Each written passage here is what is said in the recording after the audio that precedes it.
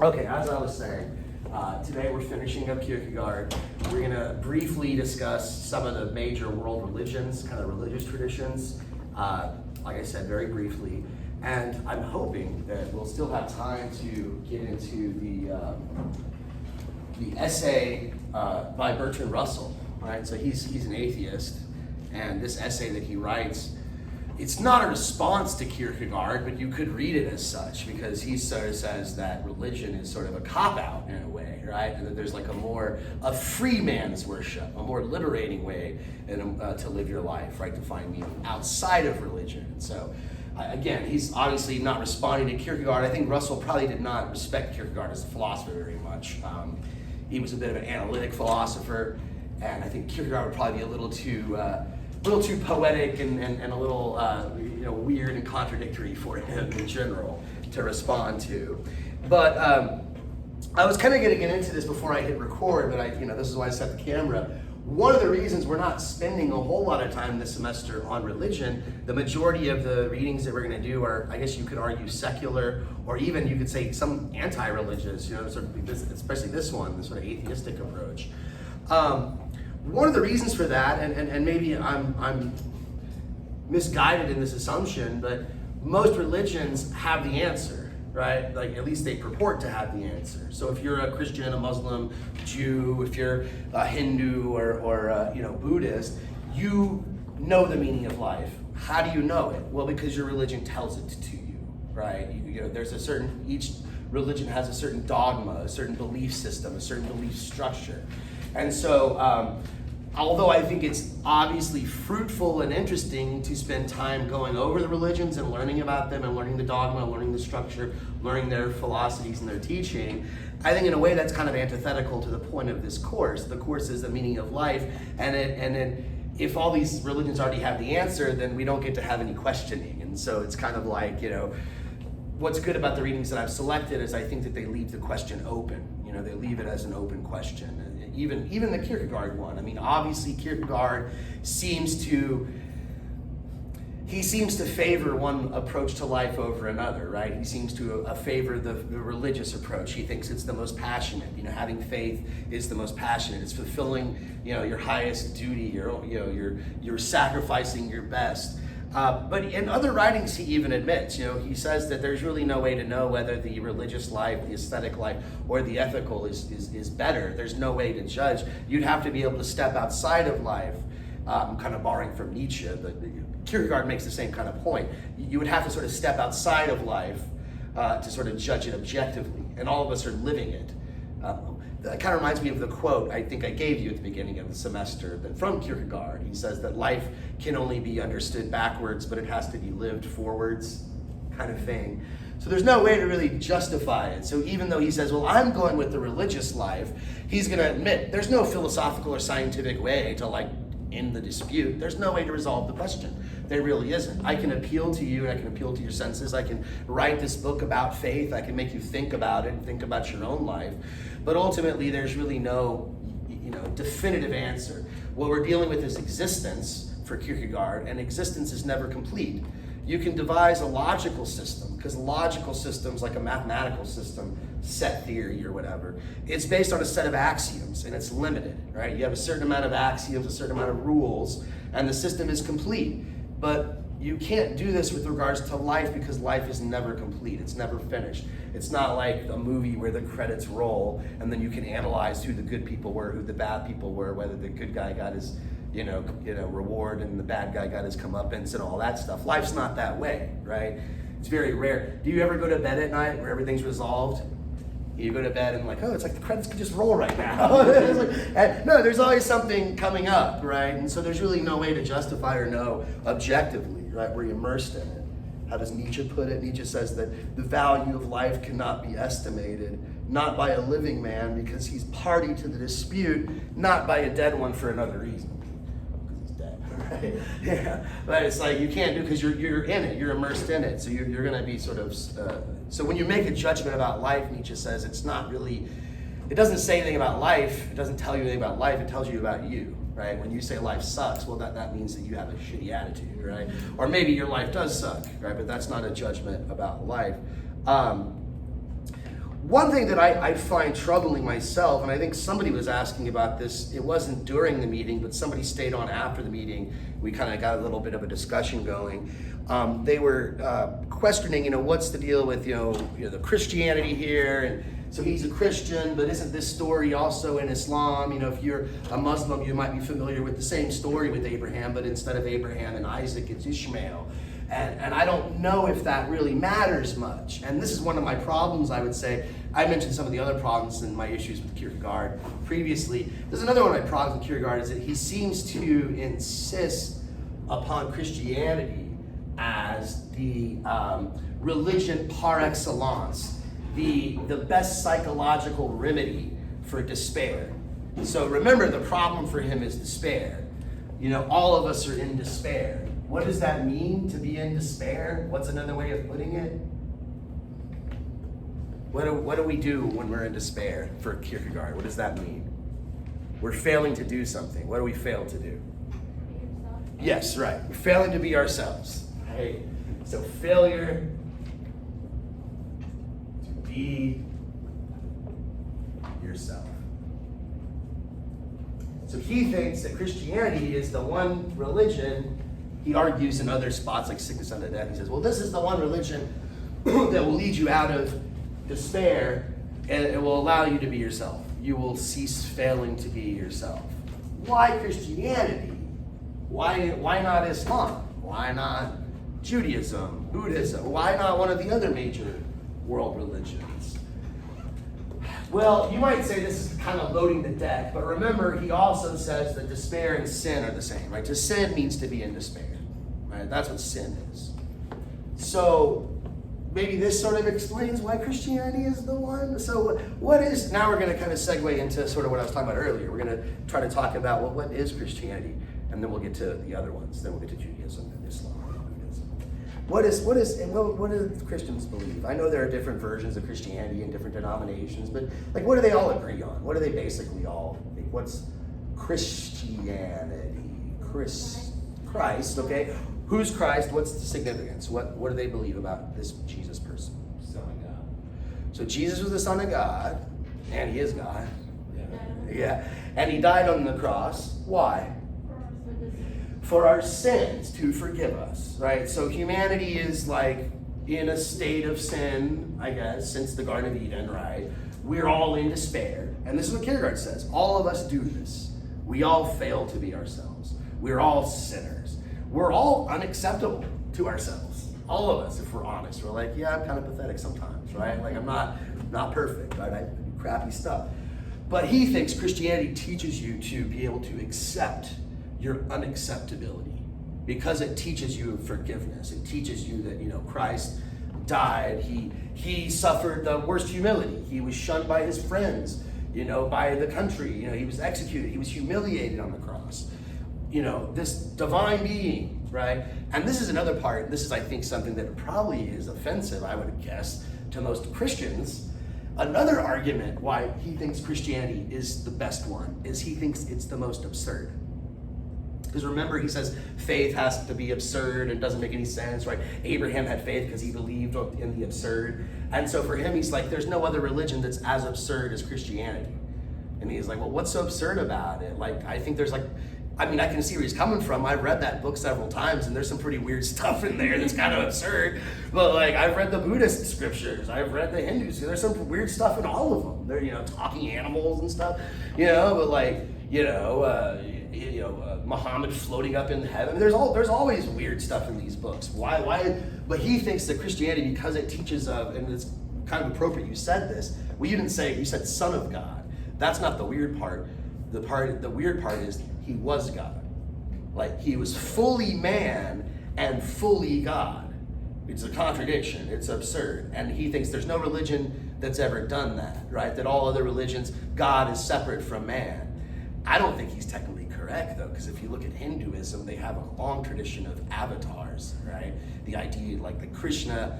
Well, some Hindus worship Krishna as his own god, but a lot of Hindus believe Krishna was a avatar or a manifestation of Vishnu, right? Vishnu is a higher god, and Krishna just came down to earth to guide humanity.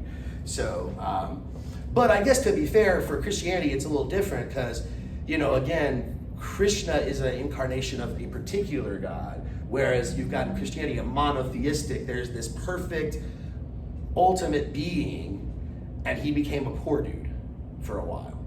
He was born as a poor shepherd. He wasn't born as a king. He wasn't born as a badass like you would think. Like when Zeus came down, he came down as a handsome person or a beautiful bull or something. But God came down as a peasant, born in a barnyard, right? That's absurd, right? There's no other religion more absurd than that. So it's got to be true. Right? That's sort of like, no man could have invented that. It must have come from God. That's, I think, a pretty weak argument, and kind of offensive, I think, if you're a Christian, because some Christians, I think they approach Christianity more from the ethical perspective, not the religious perspective, to use his terminology, what he means by ethical. So for them, religion gives you a universalistic, it's not absurd, it makes sense. You can reason about it. If, sometimes it's hard to understand, but if you talk to your priest or your pastor, he'll go over the book with you and you all do Bible studies and you make sense of it. It's not absurd, But Kierkegaard's like, no, it's completely absurd, and that's why it's true. It has to be true. Like, no man would make this crazy stuff up. We're not even that. But I'm like, dude, I've read a lot of books. Like, I've read some absurd stuff. Like, I can think of some more absurd, But anyway. But I do think that in a way, if you think about despair and the notion of forgiveness and Christianity, which I do think is a major tenet of Christianity, this notion of forgiveness, then maybe I can see why he insists that it's appropriate, right? That you atone for this. You're imperfect, we're all imperfect, nobody's able to be perfect, but God still loves you, Jesus still loves you, that sort of thing. Like, oh, he still loves me even though I suck? Okay, well maybe I can actually do this. Maybe I can actually be myself. I can accept my unacceptability, in virtue of the absurd. So, I don't know, does anybody want to add anything to that? I want to keep this as simple as possible, but I guess that for Christians, I suppose the meaning of life is to repent, right? To be forgiven by Jesus, which he will willingly do if you're sincere about it. Like if you're like, I'm a sinner, I'm screwed up, I've done bad things, I've lied to my neighbor, and I'm sorry, right? Like, and I love you for dying for my sins or whatever. And then you get to go to heaven, basically. And so that's life, right? Life is, I guess, serving the Lord, right? Serving the Lord after you get this, forgiveness from him. And again, there's different versions of Christianity, how you get forgiveness, how you sort of work it out and all that might be different amongst different denominations. But the general idea of there is this person who is actually God incarnate, who died for, man's sin. What about Judaism, though? That's, I think, a little bit more complicated. Because Judaism is a bit older than Christianity, and it's also, the way it's split up, I think, the different denominations of Judaism are more different than the different denominations of Christianity. That's debatable, but at least like from an outsider looking in, because you've got some really like conservative Jews or Reformed Jews who don't even really believe literally in what they're reading. For them, it's just a part of tradition. They honor the writings, they honor the book, but they don't believe in like an afterlife, or they don't believe in sort of like any sort of mythical or supernatural parts of their tradition. That's the sort of conservative or Reformed Jews, right? But then you've got sort of the more Orthodox, right? Or like the really ultra-Orthodox, like Hasidic, who, they go back to their roots and they're like, no, we are the chosen people, right? God made an agreement with Abraham, and God told him, if you're a good person and you follow my rules, got these rules that I want you to follow, you're gonna be badass. People will love you, you're gonna have the best culture, you're gonna have the best society, the biggest family, everything's gonna be really great for you, right? And so I guess you could argue that the sort of traditional Judaism, it has a lot to do with community. And the way it's understood is, right, the idea of a Messiah, the Misach, right, what Christians call Christ from the Greek word. Christ just means Messiah, it's the Greek word for Messiah.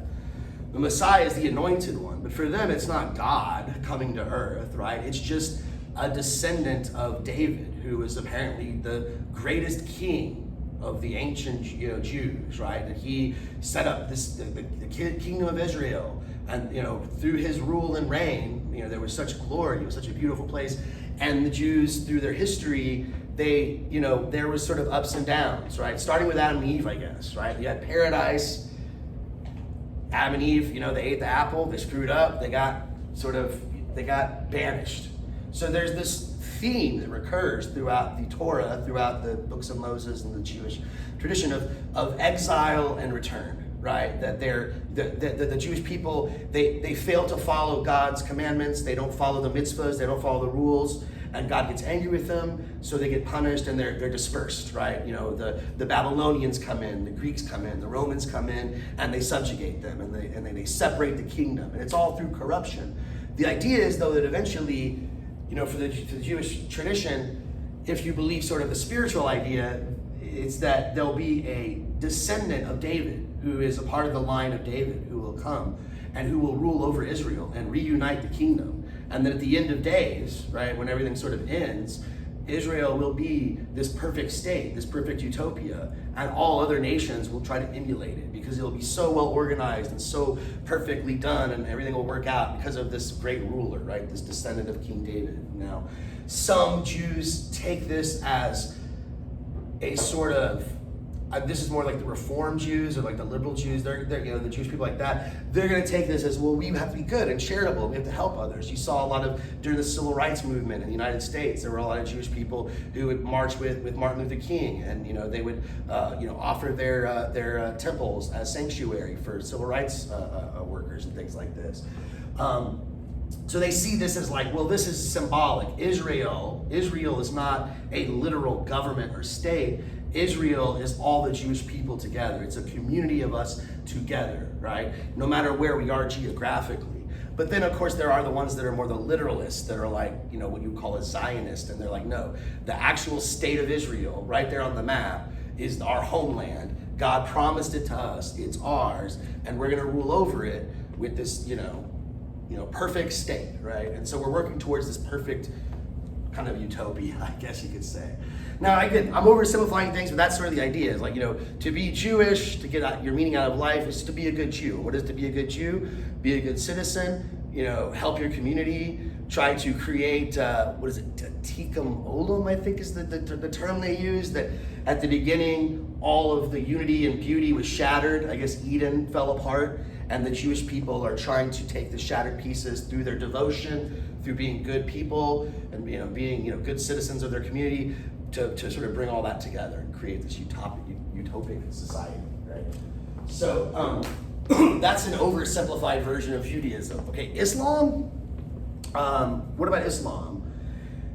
I don't want to oversimplify this either, but I would say it's pretty much the same as Christianity and Christianity and Judaism, in the sense that they derive.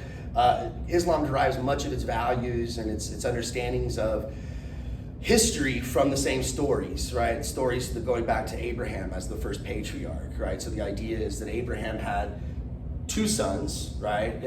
Isaac, who gave birth to the Jewish people, and then Ishmael, who gave birth to the Ishmaelites, the Muslims, who would become Muslims, right? The idea for Islam is that Muhammad is the last prophet, and Jesus was not the Son of God. This is why they don't like the Christians. They think are misled. They think their heart's in the right place, but they were misled. Muhammad came to correct, right? That God sent messengers. That even Adam was a prophet, like Adam and Noah and Moses and all these prophets.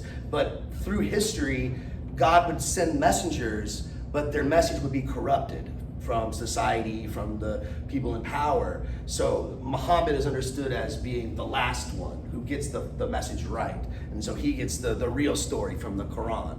And again, one of the things they don't like about the Christians is that they think it's blasphemous to say that Jesus is God. Because he was a good man, they respected Jesus, but he was just a prophet. And that it's blasphemous. Only God is God, right? That God is this separate being that's above all else. And so there's this devotion to the oneness of God. And Islam, the word Islam, it means to be, or to submit, or to be a servant to God, right? To bind your life to God. So I suppose, for the Jew, it would be, I've got to be a good Jewish person. I got to create this good community. We're sort of working towards utopia. I've got to open up the way for the Messiah, the Davidic king, to rise. For the Christian, I guess it's debatable. It's like, well, the kingdom is in heaven, so I just got to be a good Christian and forgive myself and ask for forgiveness. And I don't know, Islam in a way might be a bit of a hybrid of that in a sense. Because for Islam, it's like you've got these 5 pillars, the 5 pillars of Islam. You've got to, do charity and pray and fast and all these things. So there's certain things you have to do to be a good citizen. But they also have this notion of utopia, that ultimately there will be an end of days, and there will be this sort of trial, tribulation, war, and God will come down, and Muhammad will come down, and sort of all the people that are dead will rise from their graves, and there'll be this sort of heaven on earth, basically, kind of thing, this sort of utopia. But I think as far as like finding meaning in life for the Muslim, it's probably pretty similar, despite the political battles and all the geopolitical stuff between, Israel and all the Muslim countries. I would say their values, as far as their cultural values, are very similar, right? Focus on the family, focus on the community, be a good person here, and then God will reward you later, right? You're gonna be in paradise. So I feel like I've oversimplified all 3 of these traditions. If anybody wants to jump in and add something or correct me or say, well, I think, then feel free to do so. But I think I'm going to move on to Buddhism and Hindu. One thing I can add about Islam is the Sunnis believe Muhammad's the prophet, and the Shias do not. Right. I wasn't going to get into the distinction, but the distinction between Sunni and Shia, and since the beginning of their inception, because they split pretty early on in Islam's history, there are certain things, like certain traditions that are slightly different. They might celebrate different holidays, like especially not the Sunni, but the Shia, because they have a lot of martyrs in their tradition that the Sunnis don't. But besides that, they pretty much believe the same thing. They just believe, like you said, the descendant, right? When Muhammad died, the Sunnis thought that it was supposed to be Abu Bakr, who was Muhammad's best buddy. They said, well, now that Muhammad is dying, Abu Bakr will be the next caliphate, right? He will be the next leader or ruler of the church. But then the Sunni or the Shia were like, no, it's his son, Ali, right? Ali was busy at Muhammad's deathbed when Muhammad was dying. And so he wasn't at the meeting while the council was deciding who should be the next leader. And so they're like, oh, they did that behind his back and they screwed him over and it should have been Ali. And so basically it was the whole split started with who should follow Muhammad right after his death. It wasn't really based on any dogma or any understanding of the faith. It was just on who should be the next, caliphate. And one thing that's interesting, I was thrown in, I think there's Sufi Muslims. And I believe Yeah, they're the mystics. Yeah. And I think they were the Torah, the Bible, and the Quran. Well, I was just going to say, every one of these traditions has a mystical element to it, right? If you look at Christianity, you have the Gnostic Christians. You've got in Judaism, you've got the Hasidic Jews, right? That they read the Zohar. And then in Islam, you have the Sufis, right? And so they're very controversial within all traditions. A lot of the mainline Orthodox, some of them kind of, especially the Sunnis, they kind of look at the Sufis as kind of eccentric and almost kind of pagan, because they think that one can have a mystical experience and sort of become one with God. And the Sufis, they do these whirling dervishes, these dances where they, kind of go into a daze. And for a lot of Muslims, that's, there's some the Taliban banned music, I think, already in Afghanistan or whatever. I know under Khomeini in Iran, he banned music and dancing and things like that because they're seen as way too sensual and all that and disrespectful of Allah and all this. So, but the Sufis, yeah, they're the mystics. And all of these, every one of these traditions has a mystical sort of element to it. Mysticism, the idea that one can directly experience the divine, the shaman can do a dance and kind of, usually when they start hallucinating because they're sleep deprived or they're just exhausted. If you don't eat food for 2 days and you've been dancing around for hours, you're gonna start going crazy and start seeing stuff, But they're like, oh, it's the gods talking to me, whatever, But yeah, if anybody wants to add anything, no?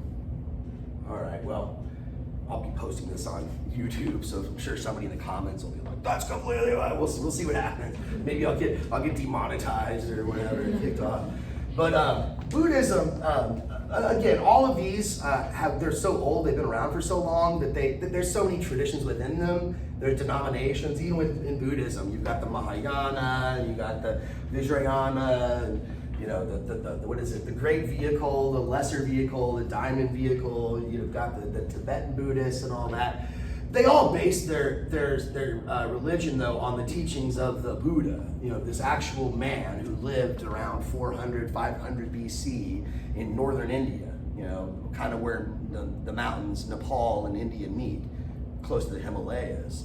And he was a prince who was basically, I guess the legend is that his father was told by some seer, some prophet, he was told, look, your son is either going to be a great warrior and he's going to conquer all these lands, or he's going to be a holy man.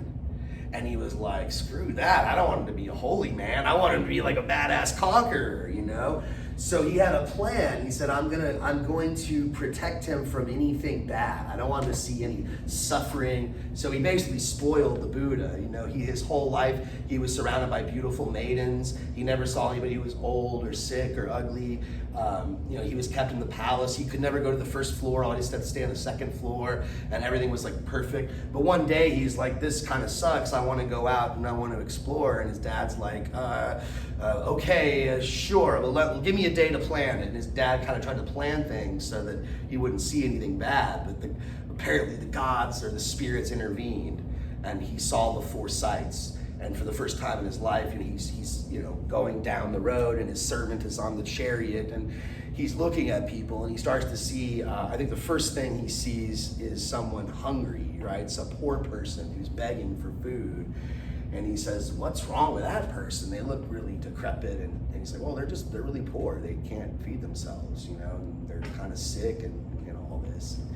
Then he's like, wow, is that something that happens to everybody? He's like, yeah, like everybody, they get sick, they get hungry. He's like, wow. And then he sees an old person, and he's like, what's wrong with that guy? He's like walking all slow, and he's all wrinkly, and like, what's going on with him? And he's like, he's just old. And he's like, that's gonna happen to me? And he's like, it happens to everybody, And then he sees someone dead, a corpse, like a funeral procession goes by. And he's like, well, that he's asleep or what? He's not even breathing. And he's like, no, he's dead. He's not gonna wake up again. It's like, what the hell? He starts freaking out. But then the last thing he sees, the fourth side, is he sees a monk meditating, and he says, well, what's that? And he says, well, that's a wise man. That's a spiritual man.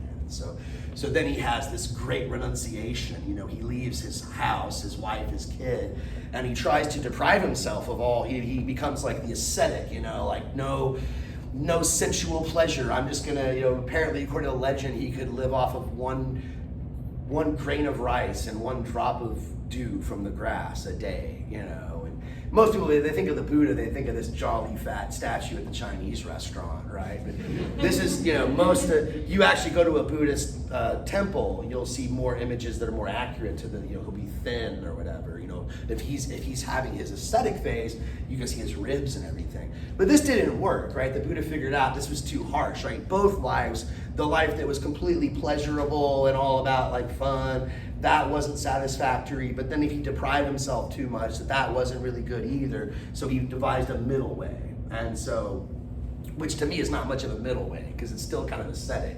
If you're a Buddhist monk, you're supposed to be vegetarian, you don't really have a whole lot of attachment to worldly things. And so for the Buddha, he comes to this realization, and this is, I guess, kind of the meaning of life for the Buddha, that life is suffering.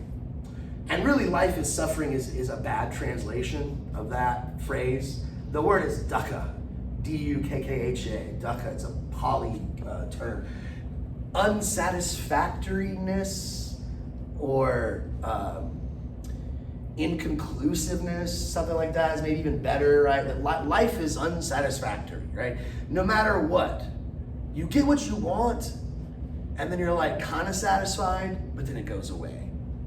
So life is suffering. Life is dukkha in that sense. You're always in a state of change. Nothing is permanent, right? You love something, you want it to be permanent. You want it to be forever. It doesn't last forever. It's gone. So that's sort of the first noble truth of the Buddha. Life is suffering. To live is to suffer.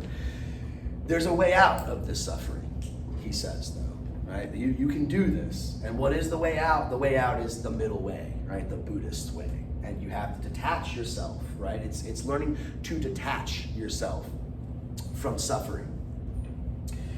Maybe I should have started with Hinduism, but since we started with Buddhism, we'll go ahead and continue with it. But the reason I'm thinking that now is that there's something that they share with each other. The Buddhist and the Hindu, they believe that there's this cycle that we're sort of trapped in. For the Hindu, they talk about samsara, and the Buddhists they borrow this term, samsara. Samsara is the cycle of death and birth and rebirth. So we all are akin to this. They believe that we, in some sense, are reincarnated. Depending on what kind of Buddhist you are, they take it more literal than others, right? Some, well, you get reincarnated, yeah, like the particles you're made of will be in something else.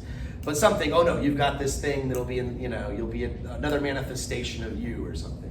But for the Hindus, no, you have this soul or a self. When you die, you're reborn again. Okay, we'll talk more about that in a second when I get to Hinduism, like what is the cycle like, how do you get out of it? But for the Buddha, it's like you want to get out of the cycle. Same thing with the Hindu, you want to get out of this cycle. And what keeps you in this cycle of samsara, what keeps you dying and getting reborn, or dying and getting reborn, is your desire.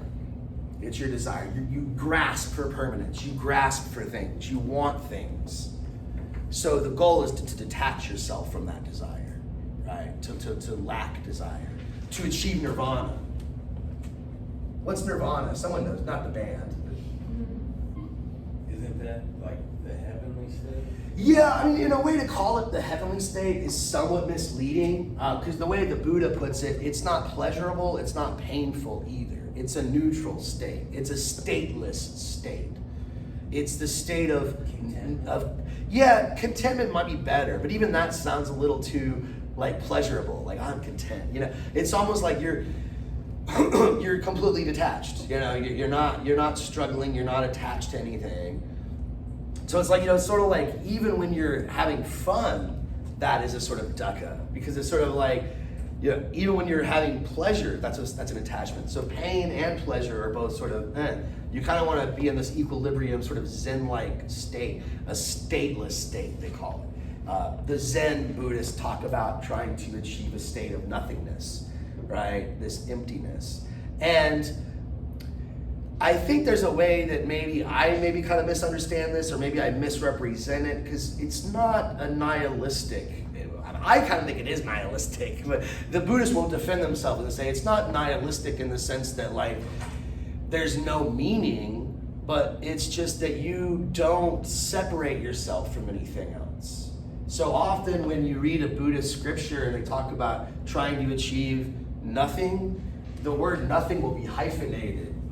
No thing.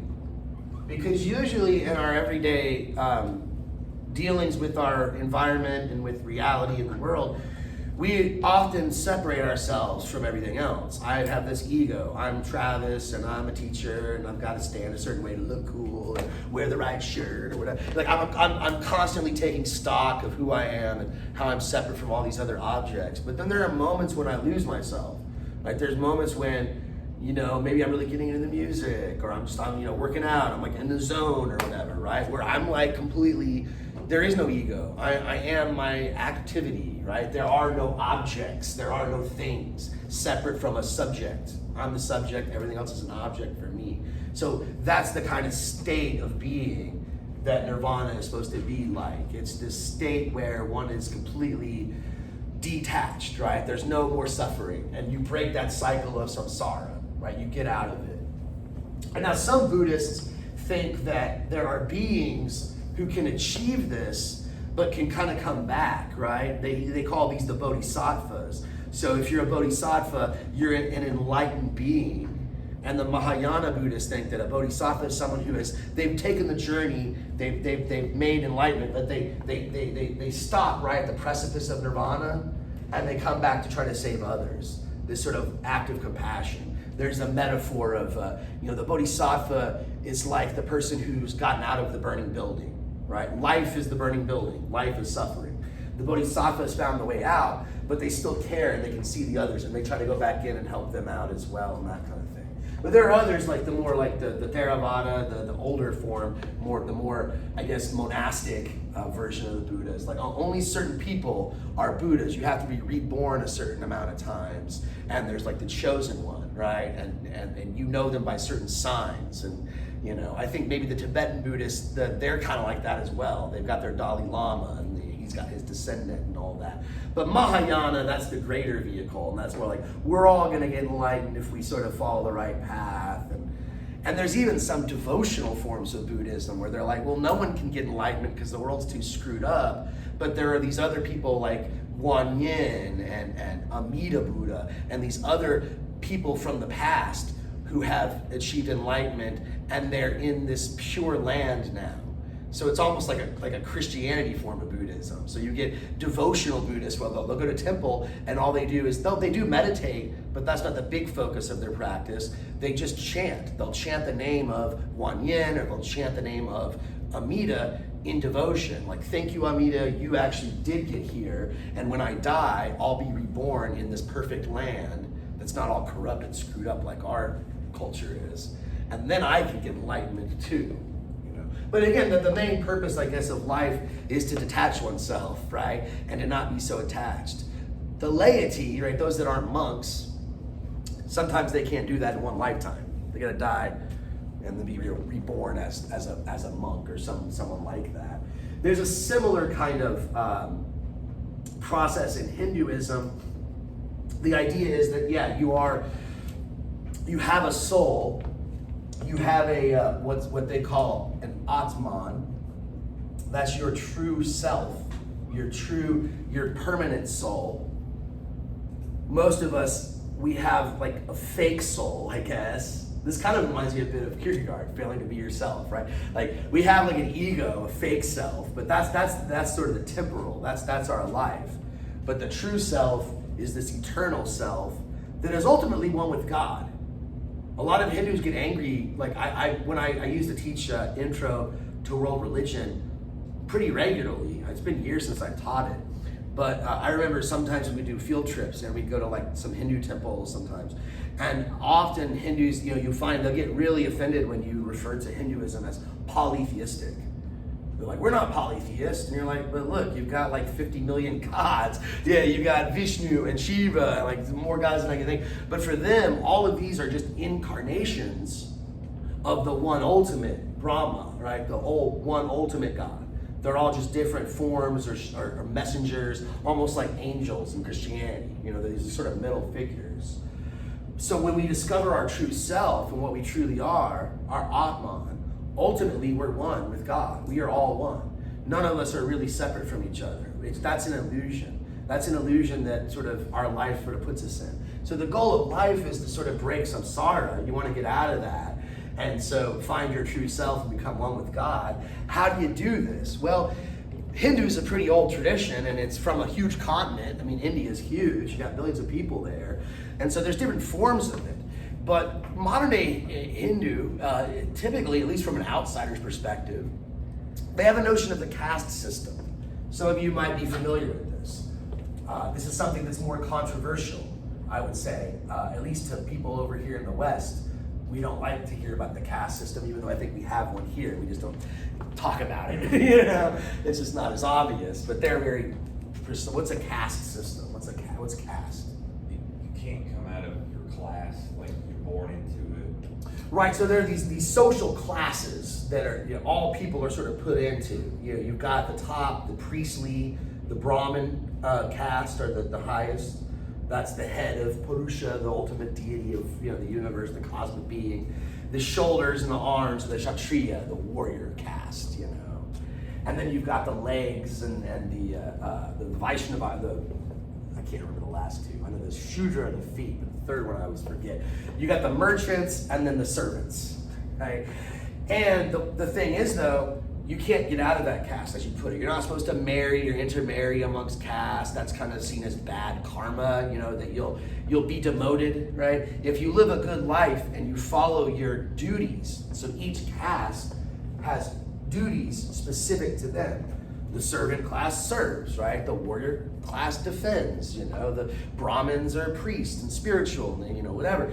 do that really good, and then when you die, you'll be reborn higher up. You'll move up the caste system until you get to the highest point, the priests. And if you do that right, you'll break samsara. You'll break that cycle. You won't be reborn, and you'll find your true self, your Atman, which is one with Brahma, the God, and you don't be reborn anymore. Now you're one with the universe, and you find truth and all that stuff. Is it something that you're put into or that you're born into? Born into, yeah. And some Hindus will defend, I've heard some scholars say that it wasn't always that way. It wasn't always hereditary. Because that's the kind of argument, is like, well, just because your dad was a warrior, maybe you'll be a good scientist. Like, why do you expect, like, sometimes that's true, yeah. The shoemaker, his son's a good shoemaker, and there's a shoemaker family, right? But maybe the one son's like, I don't want to make any freaking shoe. What's that? I can't really stand Adam Sandler movies. I mean, he seems like a nice guy, but what's that stupid movie? He just came up with this movie where he wanted to be a barber, but he's like, Oh yeah, it's like so. the great, Yeah. whatever.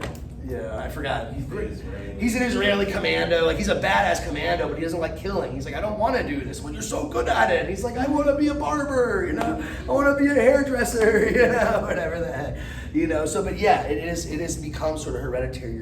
You're born into it, you know. So the idea is like, you just do what you're supposed to do. Like, you're born into this caste. That's your role. Be a warrior. One of the most famous scriptures from Hinduism, at least here in the West, is the Bhagavad Gita. The Bhagavad Gita is like one chapter from this huge epic called the Mahayana. And it basically has this guy, what's his name? The hero of the Bhagavad Gita, Arjuna. Arjuna is this warrior, and he's in this kind of civil war. The kingdom has been divided. And so he's on the battlefield looking across the battlefield, and he sees all these men who he respects. He's like, oh my goodness, there's my uncle. He trained me when I was a kid. He's like, yeah, but you know, there was a family feud, kingdom split up, you know. And Krishna is there as his charioteer. He doesn't really know he's the god yet, but then Krishna reveals to him that he's God or whatever. And he says, I know you don't want to kill them, but it's your duty. He's like, you should do it. He's like, in fact, you're actually doing them a favor because they're warriors too. So if you die fighting, you're gonna be dying fulfilling your caste duty, so you'll go to the next level. You'll be reborn as a Brahmin. And if you kill them, same thing. They'll be reborn as a higher level because they'll be dying as warriors or whatever. So sort of the idea is, find your duty. What is your duty? Fulfill that duty. And then you work your way up the caste system through. And if you're really bad, you'll be reborn as something lower, right? Like you could be like an insect or something like that. Or that's kind of how it's supposed to go. But you're supposed to work your way up, and then eventually through, I guess, trial and error and living a good life and detaching yourself from the physical more and more, you achieve, what do they call it in Hindu? It's not Nirvana. It's what's it called? Moksha, right? You achieve moksha, right? You detach yourself from that fake self, and you find the true self. And you achieve enlightenment or moksha. So that's the meaning of life for the Christian, the Jew, the Muslim, the Buddhist, and the Hindu, right? In a nutshell, I suppose. Anybody want to add anything? Yeah. Where do we get meaning from our life according to Bertrand Russell? Who did the Bertrand Russell reading? What does he say?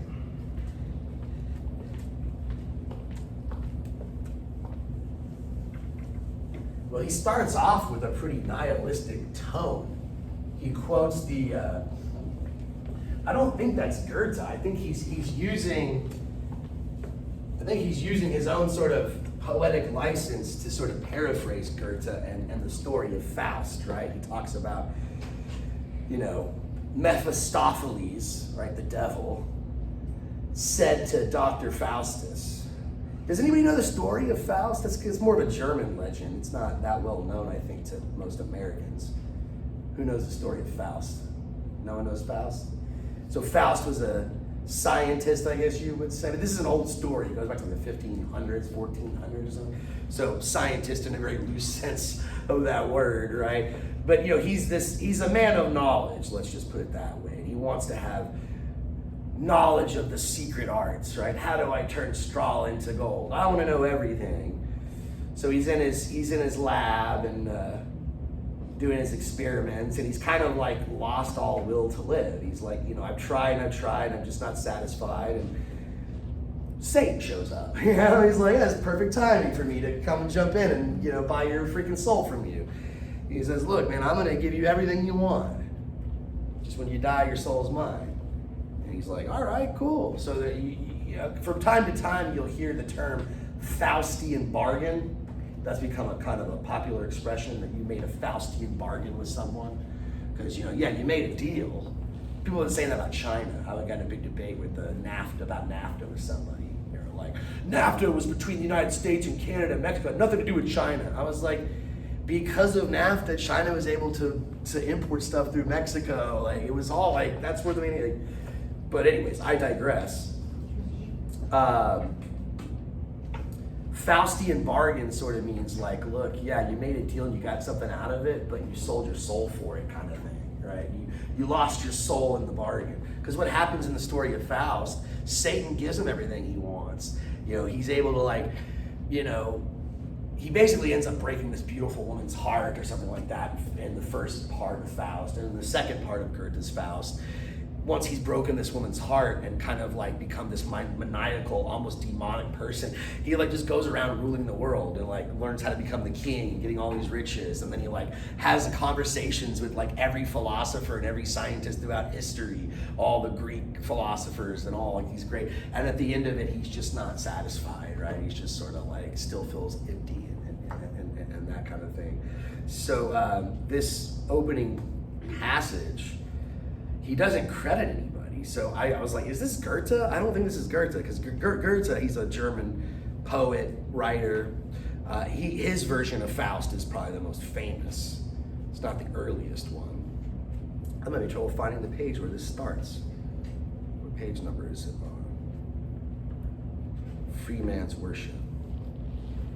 But yeah, he doesn't say where the heck he's getting this from. He just says, Mephistopheles said to Dr. Faust. Starts on page, I don't know what version I gave you. I think I found a free version online, 104. It was just there.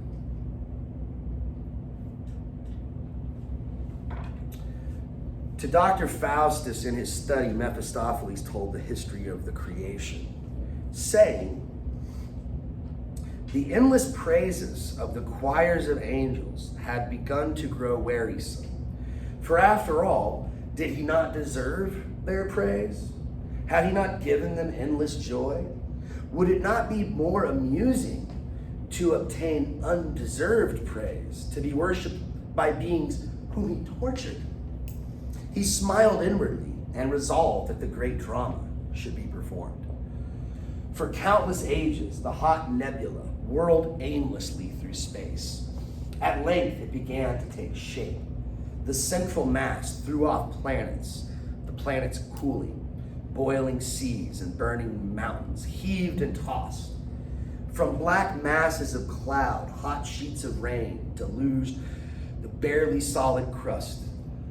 And now the first germ of life grew in the depths of the ocean and developed rapidly in the fructifying warmth into vast forest trees, huge ferns springing from the damp mold, sea monsters breeding, fighting, devouring, and passing away. And from the monsters, as the play unfolded itself, man was born, with the power of thought, the knowledge of good and evil, and the cruel thirst for worship. And man saw that all is passing in this mad, monstrous world, that all is struggling to snatch at any cost a few brief moments of life before death's inexorable decree. And man said, there is a hidden purpose. Could we but fathom it? And the purpose is good. For we must reverence something. And in the visible world, there's nothing worthy of reverence.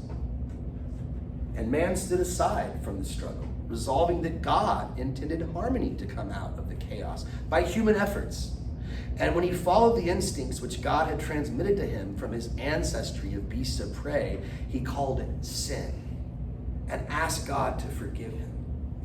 But he doubted whether he could be justly forgiven until he invented a divine plan by which God's wrath was to be appeased. And seeing that the present was bad, he made it yet worse, that thereby the future might be better. And he gave God thanks for the strength that enabled him to forego even the joys that were possible. And God smiled. And when he saw that man had become perfect in renunciation and worship, he sent another sun through the sky and crashed into man's sun. And all returned again to nebula. Pretty cruel story. The story of a pretty cruel God, I think, right? Is what he's talking about here. This isn't quite nihilism, I would say, like this story of that Mephistopheles is giving to Dr. Faustus here. It's not quite nihilism, but it's pretty close. What's nihilism? Have we covered this yet? I feel like we have, but maybe we haven't. We discussed, what is nihilism? What does it mean to be nihilistic? It kind of means like nothing matters. Right. And because of that, you don't care, right? Or I guess if you're Heidegger, you'd probably answer like you. Because you don't care is what makes you not nihilistic. The minute you lack caring, then things don't have meaning. Nothing matters, nothing has any value, it's all meaningless, right? So this story that he tells us of God getting bored one day, saying, I'm kind of bored, like everything's like perfect. I made this universe perfect, there's no pain, he's like, I guess like this is like Eden, he's looking at Eden, he's like, Eden is boring. He's like, yeah, like all the angels are singing really pretty music and all the people that I made down there, they're worshiping me. But of course they're worshiping me. Everything's perfect. I want them to worship me even though I screw with them. I'm going to mess with them and let's see if they'll worship me now. It kind of reminds me of the book of Job. If you ever read the book of Job from the Old Testament, where God is kind of hanging out with Satan. I guess they're still buddies every once in a while. Satan is talking to him. He says, well, look at Job. Job is this righteous man, and he like does everything you say, and he's a good person. And God's like, yes, Job is a really good man. And the devil's like, yeah, but look at his life. He's got a beautiful family and a farm and all. And the devil's like, I bet I could get him to curse you. And God's like, no, he'll never do that. And the devil's like, I bet I could do it. And he's like, all right, go ahead, give it a shot.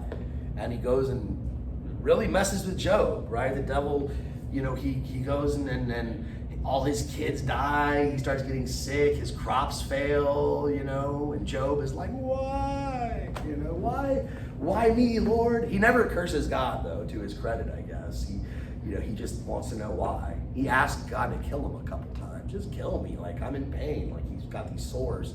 And his neighbors are like, his neighbors are like pointing their finger and like, you're an idiot, Job. Like, you did something, you just don't remember. You sin and God wouldn't punish you if you didn't deserve it, and he's like, I didn't do anything, I swear, And finally God shows up at the end of the book of Job and tells him, he's like, no, those guys are full of it. You're good. You didn't do anything. And he's like, well, then why? Like, what the hell? And God kind of says, well, the reason is because I have a bet with Satan. But he didn't say that. By the way, that part, I think, like some scholars debate. I'm not a Bible scholar, so I'm not an authority on this, but I'm on the side of the scholars. A lot of scholars that argue the first part was added later. Because it sounds different, right? Like the first version of that book didn't have the discussion with the devil. It just starts with Job. I'm not a Bible scholar, but I've heard that scholars argue that. It kind of makes sense because if you read it, most of it's a poem, but that first part's like a narrative. So it kind of it looks like it was tacked on. But the answer, plus it makes more sense because at the end he could have just said, I had a bet with the devil. But he didn't say that. He told Job, I have a reason, but there's no way for you to understand it. Sort of, the Lord works in mysterious ways kind of thing. It's a much more poetic passage, but he says, I created the world in 7 days. I separated the light from the dark. And you expect to understand me? You expect to understand my ways?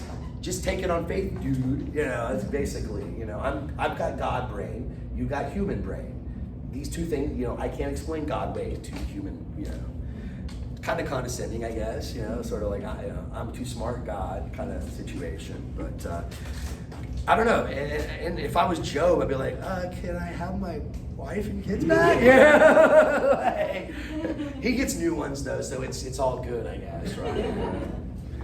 How are we doing on time? Okay, we're doing all right. So we got like 15 minutes. But look at this one. So he's saying here, so God got bored. He's like, well, they all like me and everything's great, but let's mess with them, right? And he, introduces strife and, suffering into the world. And it's all kind of for his amusement. So I would say, like, it's not complete nihilism because, like, there is meaning, but the only meaning is, like, God is bored and he wants to, like, kind of fuck with us. He's like, I'm going to get him to worship me even though I'm a jerk. And then when I do, I'll blow him up and start over.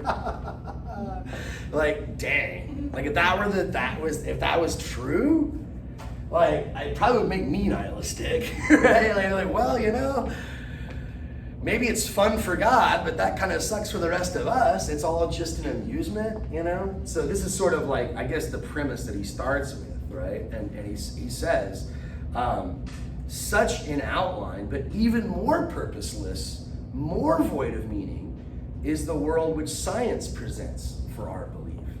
And he's a scientifically minded guy, so he's going all the way. He's like, well, nihilism is pretty much true, right? Like, they're really, if you look at the world, at least through scientific eyes, it's all just stuff. Planets and stars and just stardust, and that's it. And there's no meaning.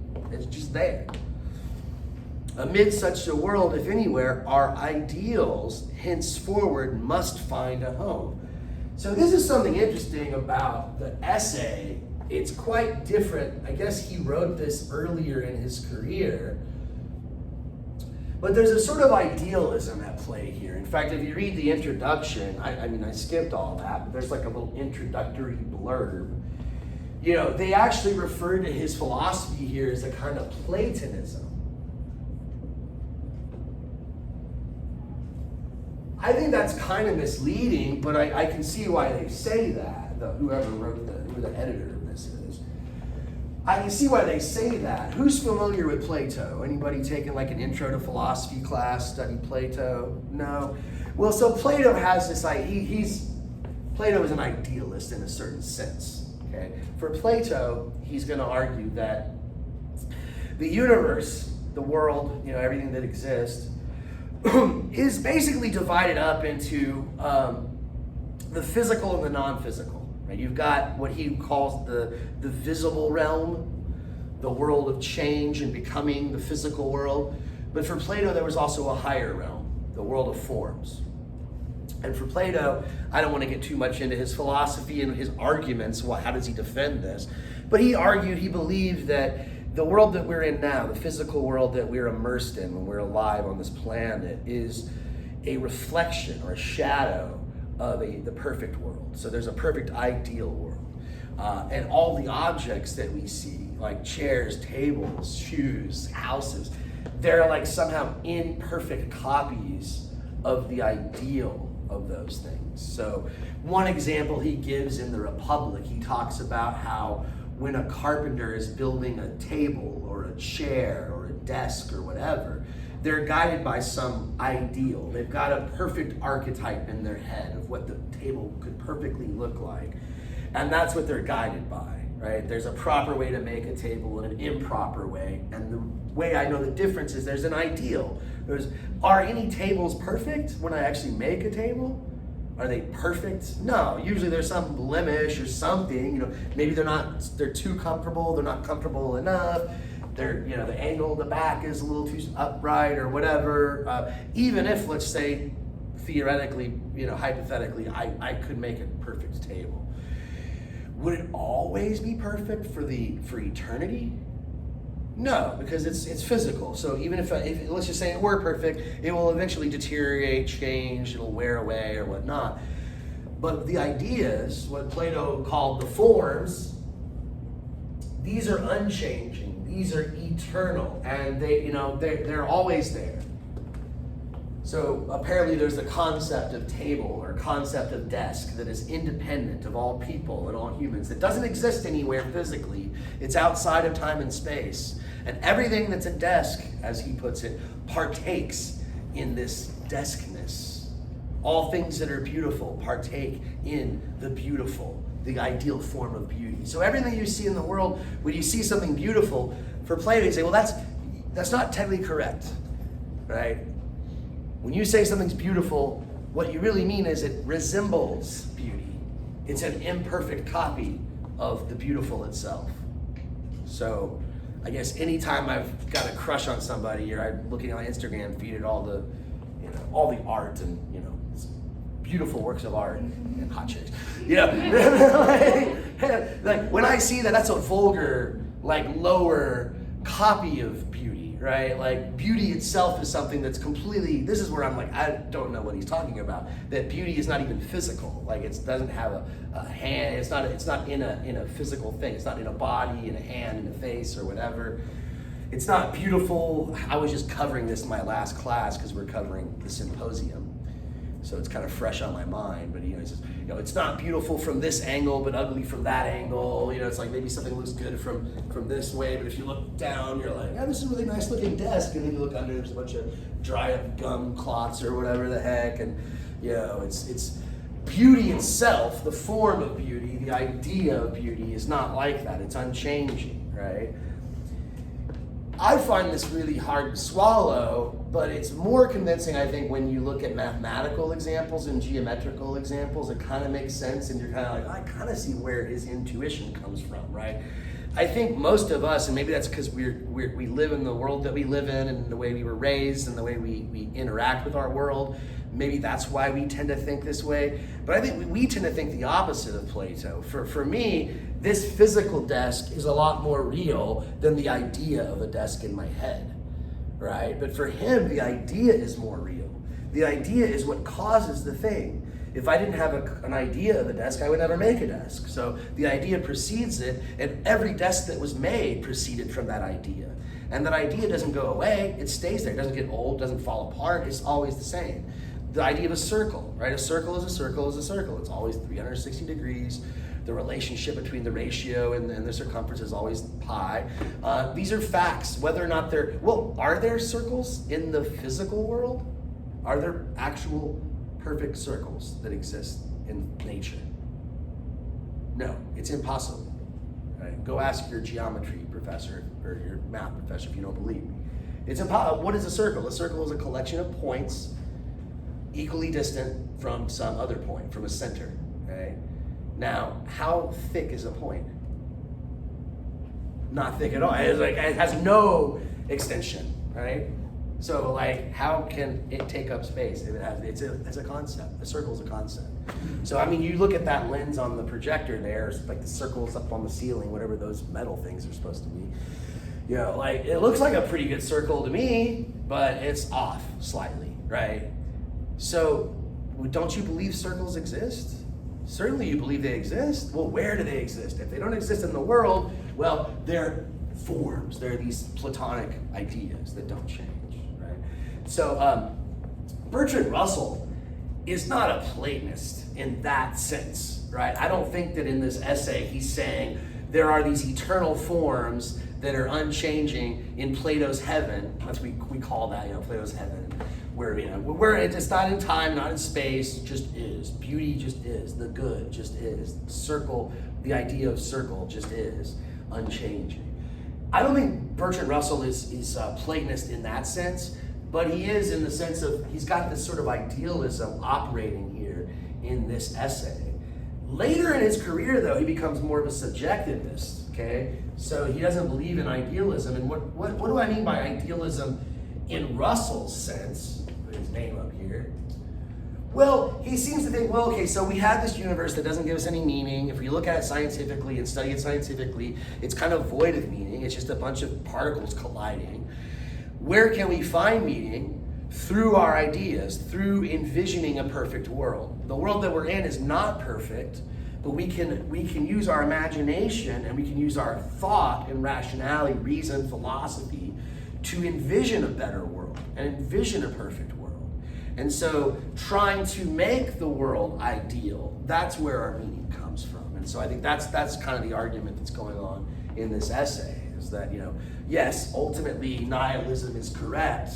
Here we are in this universe that doesn't care about us. that just is void of any meaning. He's not religious, so he's the atheist guy. He says, well, so where do we get it? We get it through, thinking of how to make the world a better place and trying to do it, right? And knowing we're kind of going to fall short in a certain sense. Right? Man is the product of causes which had no provision of the end they were achieving.